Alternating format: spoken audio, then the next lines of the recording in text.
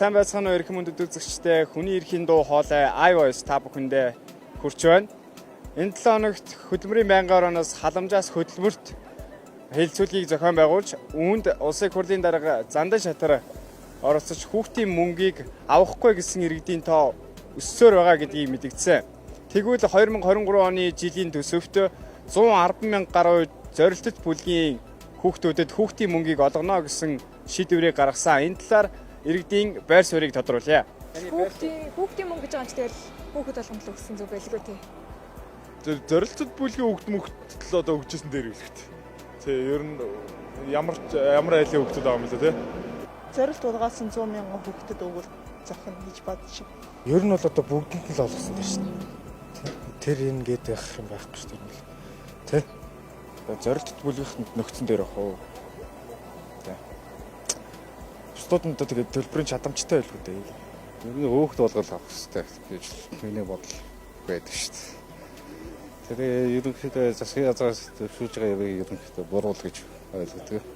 Баяа дугаар нь ялах хэрэг байхгүй бүгдээрээ тэгш хүртээмжтэй тэгш байх хэрэгтэй л. Монгол улсын иргэн болж төрсний нэг авьяа нь бол тэр шүү дээ. Бүх улсаараа л улс нийтээрээ хүүхдүүд бүр хүүхдийн мөнгө авчих хэрэгтэй. Хүүхдийн мөнгө гэдэг хүн амаа усгах бодлого гэдэг үүднээсээ олгож байгаа мөнгө бол бүх хүүхдүүд өгөх ёстой. Хүүхдийн мөнгө гээд өрхийн орлогоосоо хамаарч халамж хэлбэрээр өгж байгаа бол тэр шийдвэр зөв. Ер нь бол бүх хүүхдэд ижил тэгш өгөх ёстой л гэж миний хувьд бол бодож байна. Тий, ээж хүний хувьд бас эмээ хүний хувьд тэгээ эцэг эхийн хөрөнгөөр одоо ялгуурлаж тэр хүүхдийн мөнгнөөс хасна гэдэг бол надад айгүй таалагдахгүй байна. Бүгдэнд нь залах хэрэгтэй. Тэгс хэрэгтэй. Сайн мэдхгүй л. Гэхдээ яг нэг зорилттой бүлгийн хүүхдүүдэд өгсөн арай дээр баха гэж бодож байна юм. Хүүхд болгонд авах хэрэгтэй шүү дээ тэр чинь. Тий. Би тэгж л бодчих. Хүүхдийн мөнгөийг зохистой хэрэгтэй үндэ очиж гэнэ үү гэдэг бол бас нэг асуудал. Харин нөгөө талаас бас хүүхд болгон бас тэгш хэрэгтэй.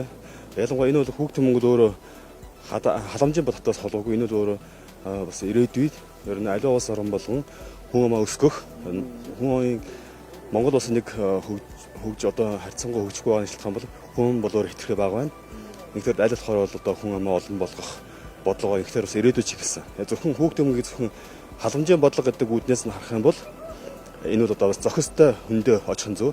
Харин энэ бол одоо халамжийн бодлогоос илүүгээр өргөн одоо ирээдүйгээ чиглэсэн бодлого юм бол хүн болгонд хүүхд болгонд өгөх нь бол зөв гэж байна. Хүүхдээс сар болгон өгдөг тэр 100 мянган төгрөгийг одоо юунд нь харамлаад идэх. Тэ? Тэр байтгаа л одоо идэж ууж байгааг нь тэр нууц биш шүү дээ. Ард түмэн бүгд л мэдээлэл одоо дор бол үзэл бодлоо илэрхийлээд л шүү дээ. Тэр хүүхдийн мөнгнөөсөө татгалцсан хүмүүс их сан сэтгэл явуулж ингээл юу гэдэг нэг юм яриадсан те. Тэрэнд хүмүүс нь итгэхгүй байхаа. Одоо итгэх хүн байхгүй байхаа. Тим яриад бол айгу надад бол доктор ч юм шиг, дарамжилсан ч юм шиг тийм санагдсан шүү. Нэг хэлэхэд те.